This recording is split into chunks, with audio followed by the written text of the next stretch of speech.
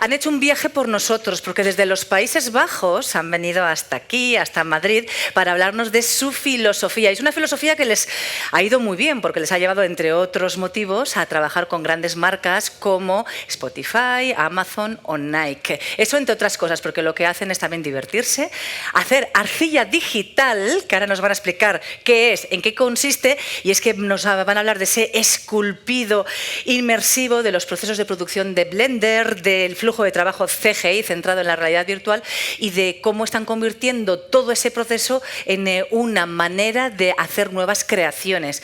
Divertirse en el camino y, sobre todo, pues aquí también crear grandes obras que hoy nos van de trasladar. Vamos a tener la oportunidad de conocer más en profundidad a Niels van der Donk, a Victoria Young, que están aquí. Ellos son el colectivo YONK y les damos la bienvenida con un fuerte aplauso. Así que, please.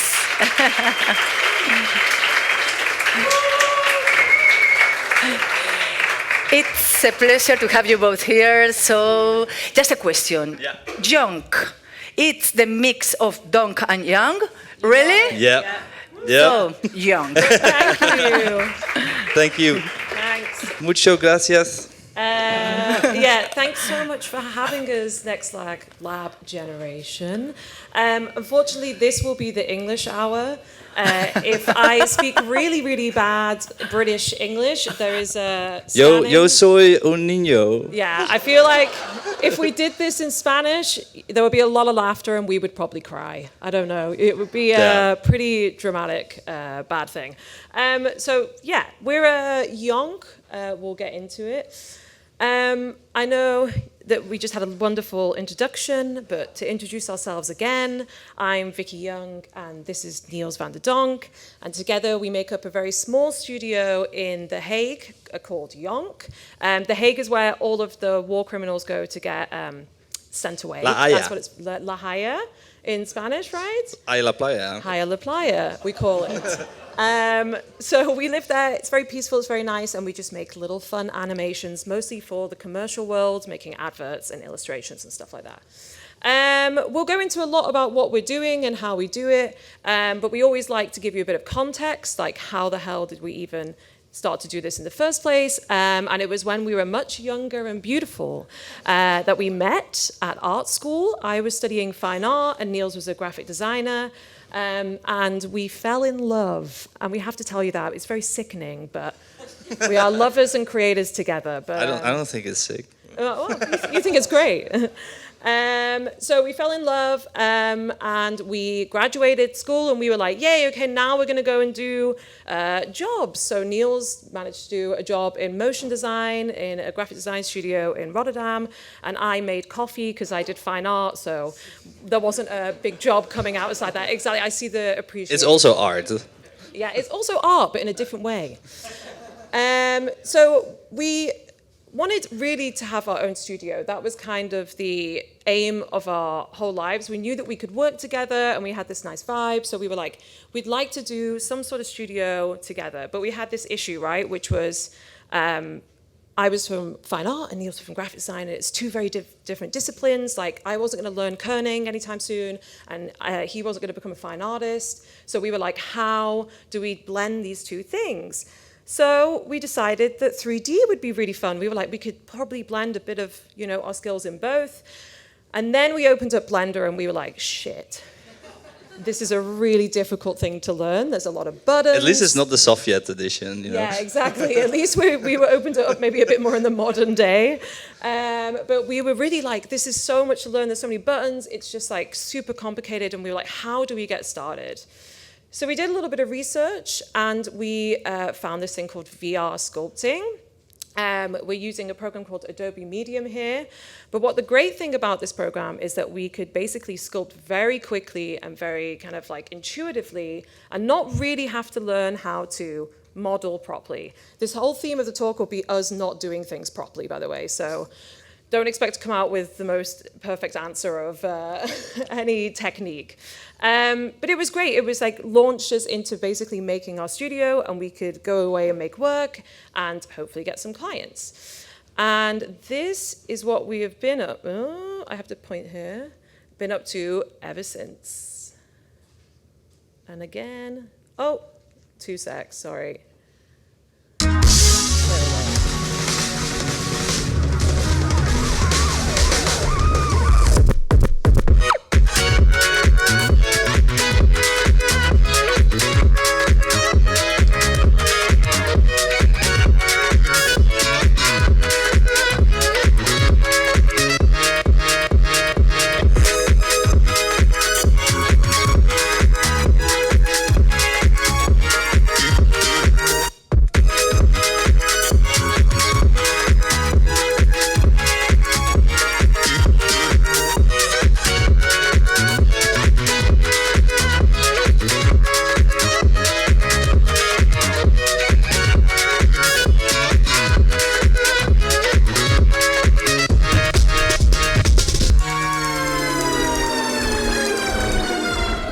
That's a whole bunch of stuff. And shout out to Sitkamer, that was our old intern. He's a great musician. We just hired him for his music.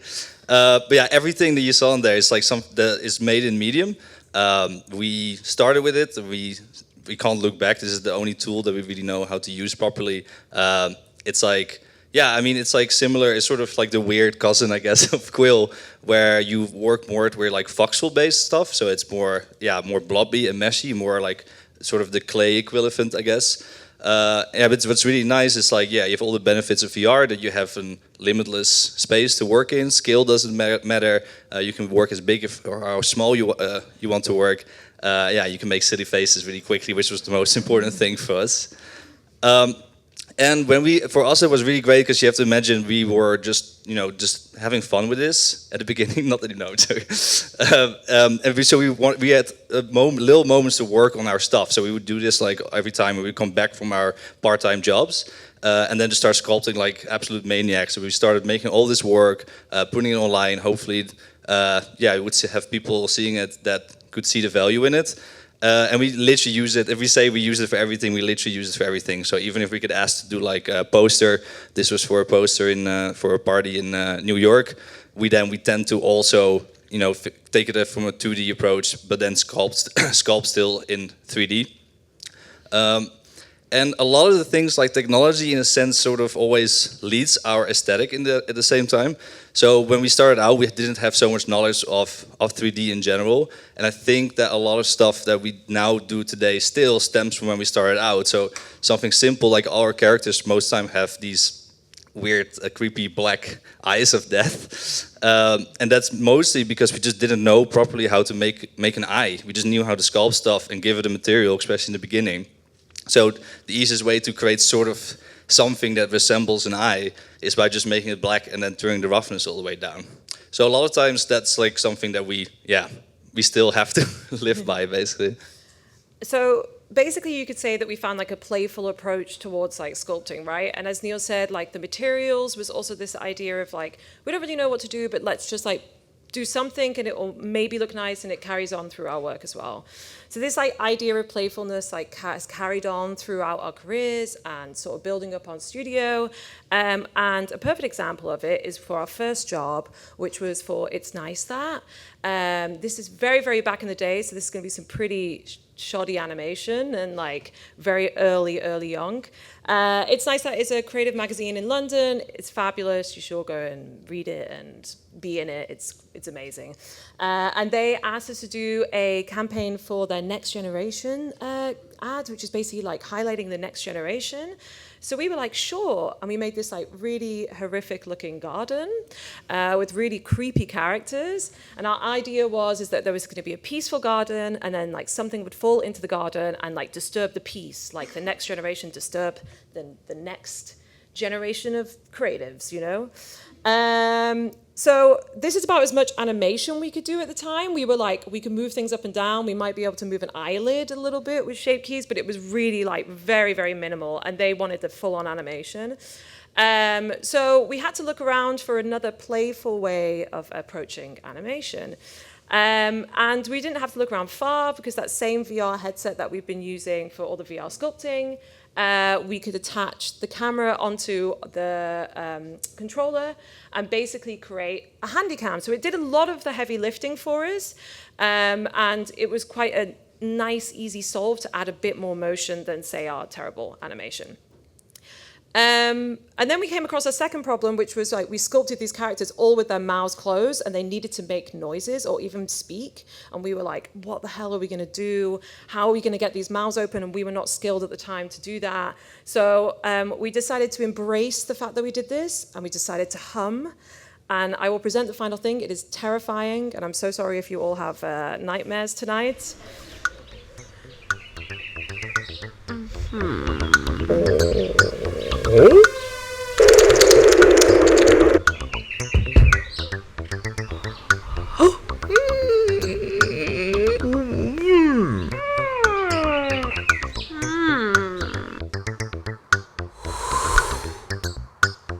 Yeah, we all need to start somewhere, you know.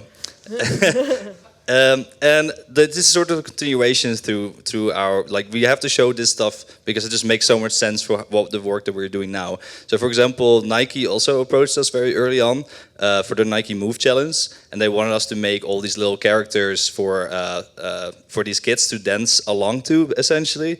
So that is the pigeon dance, I guess, or like the thing, like all these like different like astronauts, all these different characters. Really, really fun assignment, and kind of crazy that they gave us that trust. But one of those characters was an octopus, Pulpo. So we were like, oh shit, like that's 8 legs that we need to animate somehow. We just did that animation with that sun going up and down. So like how are we gonna do this? And then on top of that, they were also like, the octopus also needs to speak to us in the commercial. So we were like, we don't even know how to make a mouth open, you know. So how are we going to do this? And then we thought about the face tracking, the capabilities from the iPhone, since the iPhone X. And we thought like maybe there's a cool way that we can sort of hack it a little bit and just use this technology, but use it in Blender for our own characters. So we found FaceCap. Oh, sorry. So it's FaceCap. And essentially it just gets all that data from your camera, and then you can just apply it to your own character. So for us, it back then was like revolutionary. We were like, yes, this will help us out. So we applied it to the octopus. This is what he looks like, talking, highly realistic. And we sent it to Nike. Nike was not impressed at all. That was so sad as well. And this is what it looked like in the end, and they removed his voice completely. He didn't talk even in the end, so it was useless. But you know, it was nice to be in that situation and try to figure something out as you go, and then sort of rolling with it and maybe finding a more fun approach to animate an octopus. And this technology we still like to use sometimes in our work. So in this example was something we did for Adult Swim for like a 20-second animation. So our character is now a little bit more detailed. We have like we're a bit better with the shape keys, so yeah, now we have super fun interactive characters that you sort of work like a mirror at the studio, so you're just constantly looking at it and just playing with it. Yeah, highly recommend, really fun. So this idea of puppetry or being able to like control our characters with our face was like super exciting, and we were like, what can we do next? And like naturally you start to think about the body, and then naturally for some reason we thought about this device, and we were like, I don't know, maybe there's some younger people in the room. This was the Xbox Connect, full body tracking. It like promised the world. They were like, we're gonna be able to like defuse a bomb with it. And yeah, it was like literally a video. Then you saw the guy. He was like in front of the Kinect, and then the bomb was meant to be the height of technology, but like eventually flopped, of course, like all technology does at some point. But we actually used it. We were like, okay, we should do something with it. And this was for Niels' old boss. She had a talk about the future of technology, which is kind of ironic that we're using a really old piece of tech to do that. But actually, we looked at this and we were like, it's pretty bad. Obviously, it's not what we want to do. In fact, what we want to do is we want to do this. We want to roll around on the floor like Benedict Cumberbatch and like go crazy in a motion capture suit. So much more motion that's needed for a dragon. Exactly. Like this doesn't make any sense. In Lord of the Rings, it's very confusing. I feel like he just wanted to be in the motion capture suit.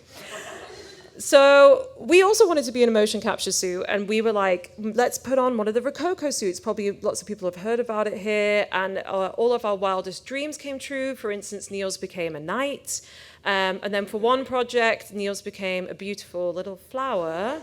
And for some reason, this motion, we still don't understand why we did it either, but why not? I just wanted to wear the suit, let's exactly. be honest here. Niels just wanted to wear the suit. Yeah, so like those were the face tracking and the body tracking. It was really fun experiments, but it also felt a little bit like now we have a direct translation of our bodies towards the characters we're trying to puppeteer. And we would like if there's a little bit more play there as well. So we instantly started thinking about more traditional marionettes, like the ones on the strings and with a stick. And we just started to think about, okay, how can we do this ourselves, but in 3D. So we first started with this cloth simulation in Blender, and then just having like these balls attached to the ends of these tiny, tiny little cloth simulations, essentially. And then replacing those balls with our own character. And then now I'm moving with a mouse, but now I have my my VR headset controller connected to Blender, and then I'm able to actually use it like a marionette. I think there's another video, Vicky. Oh yeah, and then you can also apply like buttons and stuff, so you can make the mouth open and stuff. It's sort of a very like a less impressive version than Alfonso from the cool puppet hardware that they have is amazing. So this is something that we still like are absolutely in love with. We just love being able. It sort of makes sense for us that we didn't dive into. We still love doing traditional keyframed animation, but for us it just makes sense. Like, okay, we're doing the sculpting in this way, then it makes also sense to do animation in this sort of more real-time, natural approach. So in this case, this is a bit more sort of an opposite way of the marionette. So actually the point of control is on the button of the character, and then we have like a very wiggly rig on top of it for the character to bounce to. And it always constant because it's just like going randomly. It kind of looks like dancing. And we did like this was for television. We needed to make an animation in a really short amount of time and sort of like cut corners at the whole concept of the animation festival. So we thought like, well, we can use this technology and animate an entire club, because we can just quickly animate bit random movements with our hands and like animate the whole club. You can actually play it, right? Or it's music as well, I guess. There is music, but we will talk over it. Apologies. Oh, no music. Great. That's fine. So, yeah. So you have to imagine that every single one of these characters is like maybe like a 5-minute recording of me or Vicky, just like moving them around, not really knowing the context of the space, and then just like making individual movements for all these puppets and just creating your own club in a sense. It was a really fun project to work on. And then we started to think about puppets more and more, and we were like, it would be really cool to, work out some like string simulation, but also, add the face capture that we did earlier in the presentation, but also have a VR controller controlling the puppet. So we wanted to like layer all these different types of techniques. And then we made this boy. And then as we were puppeteering the boy, I think I said the words, "I'm Johan, the flying boy." And it felt like this whole character was born, that we were like, we immediately became really obsessed with Johan. And we decided... Still are. We're still obsessed with Johan. We decided he's a boy from Austria, and we're going to make a series of him, and he's going to just fly, and that is his only redeemable quality. And we got so excited that we were like, but this would be so cool, right? Like a whole, like episodes puppeteered by us. So technically you could create these really quick episodes, a little bit like South Park, and then, make like all of these crazy situations, and Johan can just live in this kind of like series that endlessly goes. So we got extremely excited, and we were like, we're going to make the intro, we're going to get into this project, and this is what we did. Ooh. 1, 2, 3, 4. Up in the sky with so much joy, it's Johan, the flying boy. And that's all we did. There was nothing else. Johan is in our... Free Johan. Like, someone free Johan. He's like in our bin at the moment. Every time when me and Vicky go for a pub, for a drink at the pub, we always like come up with a new idea for Johan, like a quick sketch, and we never do. And we never do anything. But it's gonna else. happen. It's gonna happen. One day he will live. Yeah. And it's great because, obviously this puppetry that we're still developing and we're doing on the side can also creep into client projects as well. So we've been asked by Google to make a doodle for Google for like one of their campaigns for children, where they essentially ask children to sketch the doodle that's called a doodle, apparently. Google calls it the Google sign. Sketch the doodle, and they win like a scholarship for like art school, America, right? It's like crazy. So they can like go to art school for free when they're older, which is wild. But they come to us to make a short animation, and we really didn't have any time. I think they gave us 2 weeks, and we were like, okay, we don't have a huge amount of time, but maybe we could use this technology of puppeteering. The Johan technology. The Johan technology to make this short. So, brief description of what the short is. The theme of this year's competition was sketching what your superpower was, and we thought it'd be really nice to describe that by creating all these different birds, as birds do have kind of like secret, like little unique elements, like we do, you know, like the woodpecker pecking wood, and then, you know, all that jazz. So we were like, it would be cute to do that, and it's kids, so we can make it really colorful and fun. And then, let me see. Oh, I don't think it's working. Did I maybe press it off? Sorry. One moment. Oh, okay. Let me see. Oh, this one's also not. It's because the next slide is too much. You guys It's don't just want too much.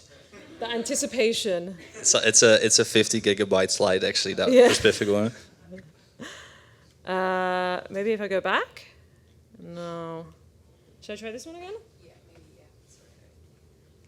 Oh, that one goes, okay. Here we go. Oh no, wait, there we go. Okay, sorry about that. So then, yeah, we could basically use a Vive tracker here and attach sort of the base bone of the character and put some nice wiggly physics on it. And then we essentially had this, you know, kind of living like bird that we could wiggle around and create like a really fun animation for kids. But what was really nice about this is, yeah, the deadline was really tight. We also had to go to a conference in Scotland at the time, so we actually did most of the motion in a hotel room in Scotland. And essentially, we could get like a nice sort of outcome in a pretty quick time. This is how it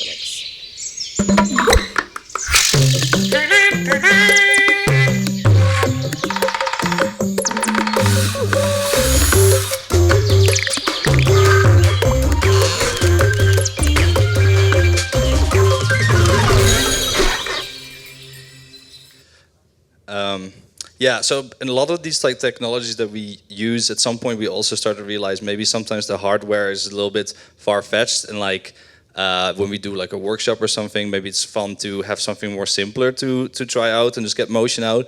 So we like to experiment with our hardware as well, like again something simpler like an iPhone, and just using the simple gyro technology of an iPhone. I mean, ever since that app came out with like drinking the beer, you remember when it came out? I was just still fascinated by it. So you can do super simple things with it, and just like make a character wobble around a little bit just with some gyro magic. But because of that, we actually don't know what the bridge was towards this slide. Sure, improvise. So essentially this, oh yeah, I remember. So like basically that's an iPhone, and we also started looking back to like not having to put a VR headset on or putting 5 trackers and all that stuff. Maybe we can just use an Xbox controller and, you know, having the iPhone for some face tracking as well, and have a just more lightweight approach to it. And Kaboom Festival asked us to create this spider because the theme was, the poster had a spider on it. So we created this little spider friend in Unreal Engine because they wanted to use this live at the actual event as the opener basically, and have a conversation with the two organizers, and like so they could like chat with each other. So here you can see this on the big screen in Amsterdam in the I building. So essentially what's happening, the person doing the face and the talking of the character is like sitting all the way in the back with us in the cinema, and I'm doing the Xbox movement, and I can switch between different camera settings. And yeah, just sort of tell a story right there on the spot. So that was the first time for us doing like a more interactive, real-time experience, and not, you know, be able to show it to people in their face instead of like through social media and that type of stuff. So it was really fun for us.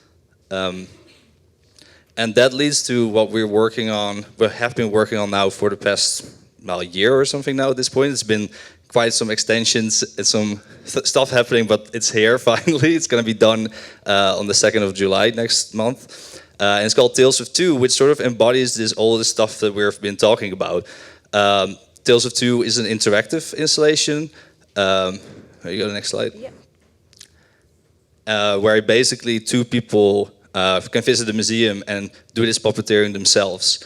So it's always like two scenes of two characters. These are some earlier works that we've made for it, where you do sort of a puppet show and you cycle through all these different scenes. So in this case, you can have interaction with the flashlight and explore the area. These guys have swords, so you can actually have a little sword fight with each other. They have some like procedural walking, so they automatically take their steps as you move yourself through the museum. We have some more. So essentially, this is still with the 5-tracker approach. So there's a base station within the museum, and then we actually now finally have the actual physical piece, but it's like a little. We try to be sort of inspired by the like old Sony VR tracker stuff. And it's attached to this thing, and then people can walk around the scene and puppeteer the character and walk around, because this is a lot of space to walk around, because it's like massive. It's like basically it beams. It's like 2 or 3 massive beamers, and there's a massive square starting in front of you, and then it goes underneath you as well. So the artwork sort of continuates like on the floor. Here you get a little bit of a better idea of it. Scale it down a little bit, because it is a bit intimidating looking at this massive character right in front of your face. This is us. We've been going there now every 2 weeks or so to test it out at like 7 in the morning in this museum before the people show up. It's, here you can see me in the very low frame rate. There we go. So this maybe explains everything a little bit better what I was saying before. So this one, sadly no one is playing with me over here, so it's just me by myself. You can see like a sad 5-tracker laying there on the ground actually.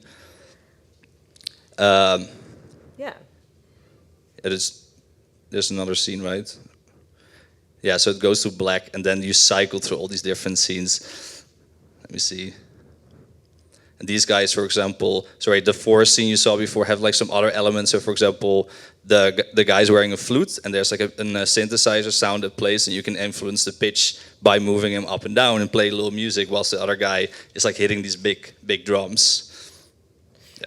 Yeah, so we talk about a lot of like projects that we haven't done yet and that we're like in the middle of and thinking about, and hopefully that one will be done soon. But it feels like we're also sort of working towards a animated short, which is something we actually have never done before, really. We have like a really tiny one that went to some festivals. We both hate it, so we want to make a good one now. And we're just like completely obsessed with the idea of making this animated short. I'm sure most of you are as well in this kind of industry. So we came up with an idea called Learning, and it's an animated short about learning to drive, because last year me and Niels learned to drive at the exact same time. We did our test on the exact same day with the exact same instructor or like examiner, and we both passed, which is an achievement. Thank you. We can now drive. We're now adults. We can do it. But we thought this process was the process of learning to drive was a little bit similar to our first process of learning this, which is, obviously with learning anything new, there's like a lot of ups and downs, and like you just have to sort of like figure out the road ahead of you and how you're going to get to your destination. So another important thing to mention is that we're working with Will Anderson Jr. I actually think he likes to be called Will Anderson now. Will Anderson Sr. Will Anderson Sr. And he was speaking here last year. He has this cat called Greg. I don't know if anyone's seen Greg hanging about. He seems to pop up at festivals. But he has a lot of the same kind of thoughts of like process as we do, so using like the same kind of techniques. And we just thought it would be like a brilliant collaboration, as he's done loads of shorts in his life, so he's really experienced. A little bit about what the story is. It's between a girl called Pip and her driver, who's just called G at the moment. And essentially, Pip has to decipher the language of the road, as her driver only speaks in car noises. So she has to understand how to get from A to B, or learn this kind of chaos of the road, and how is she going to get that? And at the end, maybe she does a test, and maybe she fails, who knows? We're still working that out as well. the most important thing about this thing is that it's live. And I'll hand over to you. Yeah. So when we started this idea, essentially, we were just building our own add-ons to try to get like simple like Xbox controller input inside of Blender, just like having values going up from 0 to or -1 to 1, and then trying to apply it to other things. So that's how it started, like very, very early start. And then seeing what sort of movement we can do with it. So this is Will's, what system did he call it? I think The it's car called stretcher or Squish and something. Squoosh, yeah. The squish and squoosh. So we can imagine it can be super fun when we're like having this real-time animation that you can actually have the car influence the car shape. Maybe it has to go through like a narrow alley or something, and the car can actually squeeze to fit its size, right? And we went a little bit overboard with like what sort of hardware we could like plug into Blender.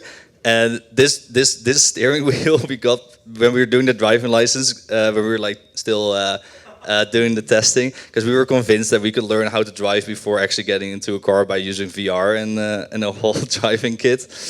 Yeah. So yeah, this like Logitech steering wheel we managed to hook up with Blender, so we could just drive this car around. It can actually brake. You can actually brake and use the gas pedal. You can use it in combination with the Xbox controller still to like squash this car. So yeah, super fun. And there's just something that we really love about having sort of a more physical input outside of a keyboard and a mouse to, make your characters move. So also something simple like a MIDI controller, is obviously super simple values. You can hook up to anything you want. So like maybe, having like the arms move, and this head move of this robot. Just make it sort of like, I mean, there's not really a big difference of like just moving a value yourself with like a mouse, but for some reason it feels so satisfying with like just turning knobs. And we're taking this, like if you combine all these things together, you can actually tell a story, right? So I'm there on the right top, manically turning these knobs, switching between cameras, making the robot move. Vicky's driving the whole steering wheel to like have the robot chase this little ant that's like flying around in his robot laboratorium or something. I don't know. Yeah, it's something that we really love, and like we can imagine that like once we get really into this, and now with the knowledge of Unreal Engine as well, that we can do what will make an animation with like a whole story, but like as a viewer that you can also be sort of part of it. So like maybe you're able to switch cameras as it's playing, or maybe you can open the window of the car or something, or make the character look into a different direction, right? Like, I think it could be really fun that it becomes almost a video game, but like it just runs by itself. So you don't have so much influence outside of having a bit of more of a director role, maybe. So throughout this process of doing all of this puppetry and like all of this build-up, we've also been, creating our own tools, because naturally you start to build like add-ons and stuff that you want to hook up to Blender and do cool stuff with. So quickly we'll just go through some of them. This one is basically I came up with the idea of like, we sculpt with like this kind of clay-like, substance. Like, wouldn't it be cool to do some sort of like stop motion look? I know that Pepe Land did it earlier and it's way better, so don't look at this one at all, it's a shame. But we were like, it would be really fun to just play around with it and maybe mix it with some more traditional animation. So we started out by basically sculpting like every frame of this puff of smoke, and then going into geometry nodes and basically sequencing through each of those kind of meshes. And what was really nice, we could have control over the frames per second as well, so we could kind of like bring like whatever speed we wanted it into. And then we started making loads of them, and we were like, this would be really fun. Like maybe, again, like I said, we'd love to pair this with like maybe more like traditional animation. So we went into Blender, made this kind of cool car, and like put all these like smokes and kind of like FX out of the exhaust pipes, and kind of ended up with something that looked like this. And we were like super interested by the fact that we could like play around, with all these different effects, but also layer it, onto like, I guess what we could kind of eventually learn how to do, which is animate a little bit, which took us a while, but we got there. So that was one tool. So then people started to ask us, like, how do we do it? Like, I would like to try it too. And we were like, okay, it would be cool if we could build something for Blender where people could also mess around with it. And like, we could apply onion skinning so you could see where you're like going. And yeah, basically build this kind of like really nice tool that people can like also mess around with. And it's great. Sometimes we see what people make with it and we're always like so shocked that, it still works in some way.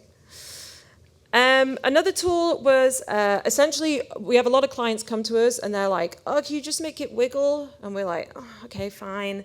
And like wiggling for us, we were like first doing like dynamic bones and it was like never looping. And we were like, oh, it's annoying that it doesn't loop. So we just wanted this like really nice tool that we could like put on stuff and be like, loop, and then it would loop. So just as a little explanation, this is what it's done. It's really simple. It's basically a lattice, and you can essentially put in the resolution what you want, which also affects kind of, like the intensity of it. You could have all of these different parameters, but the most important one is that it can loop. So you can just whack it in a number of frames, and it should loop for that entire time. But the most fun thing about this add-on is that we were like, oh, it would be really fun to release it in a fun way. And we decided, well, we'll just do a rap about the add-on and then send that off into the world, and then hopefully people will get it. So this is the rap. Usually we perform it live, but we had so much lunch that we're not going to do that. We're not going to make you watch us dance around like full. So this is how it goes a little bit. Oh, no. You wanna animate quickly, then you gotta use wiggly. Create the letters squiggly, and make it move sickly. Now, set the noise control. Moving XYZ is my goal. And slide it on the X, slide it on the Y, slide the Z now, y'all.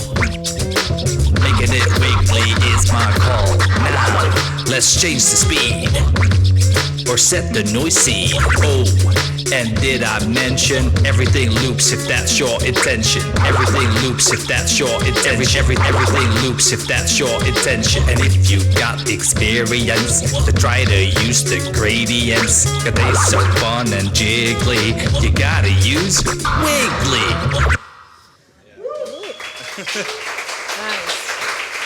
So, if you want to animate quickly, you gotta use. It sounds so good in like a Spanish accent. I love it. Okay, cool. Yeah, so like we love to, if we have an idea in our heads to sort of, sometimes there's not a solution for it yet, sometimes it's not exactly what we want it to be, so then we try to see how far we can get to like, just sort of service ourselves in that sense. And like recently, so we've been talking about Medium so far, and Medium, the sculpting app that we use, have been already going through quite a chaotic lifespan, because originally, or not even originally, but Meta was the first one to own it, and they gave it away for free, I think, with their inside their store essentially. Then Adobe bought it over, like they buy everything, and Adobe made their own app, and it's also actually a really good app, but they are also not really supporting it anymore. So all these apps are sort of like dying out, and we have loads of friends who love to use Medium as well. And all of a sudden, one day, it just didn't work anymore because it wasn't supported anymore. So everyone was like panicking online and like sending messages like, "What are you guys doing now?" And like, what is it going to come back? And like, no one knew. And it was like a big realization of like, you can't be dependent on these big companies to, like they don't care. They would just throw it in the bin at times, So we were like, well, let's not try to see.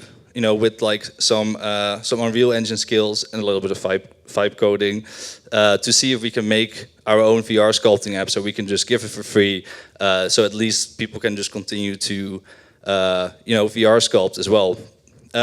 So this is like our prototype so far. What we have, we're running with the name Form now, and it's completely built in Unreal Engine. And essentially does everything that we want to do in VR sculpting, but now because it's like completely made by ourselves, we have now also the possibility to add in new functions that these other companies didn't want to add in. So for example, we could imagine it misses something that we were doing with step motion. So like, or you have this in Quill essentially, right? That you can do frame-by-frame animation. It would be cool if we can do sort of that mesh by mesh animation in a sense in here with onion skinning as well. I'm waiting for more suggestions for cool stuff that we can add to it. So don't be too dependent on Adobe. Actually, that's what I'm trying to say. Yeah. So we've talked about a lot. I hope that it hasn't been too much. We talk about all this stuff and talk about our future projects and what we want to do, because we truly do love this industry and love this medium. And it's truly been an honor to be at Next Lab Generation. Can't wait to see the rest of the talks and the pitches. That's us. Thanks. Gracias.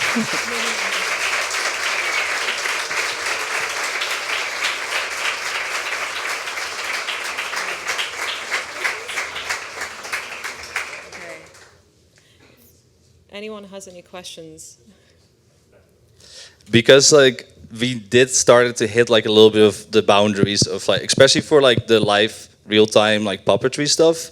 It's it works it was, we were doing it constantly in Blender and it was fine, but I mean obviously it's not really built with this intention in mind. And especially if we wanted to have more interactive stuff where we can have activate things as you're moving a character, or it's obviously it's I mean I would love to only do everything in Blender myself. So we just decided we felt we hit the limitation a little bit and switched to Unreal Engine for these specific things, because we still use Blender every day. But yeah, hopefully I can see a live real-time Blender sort of equivalent or something. I would be sick if they would do that. But it's also nice to always dive into new software. We're always not too bound to what we're used to, and to just experiment in other tools. Yeah. Thank you. Thank you so much.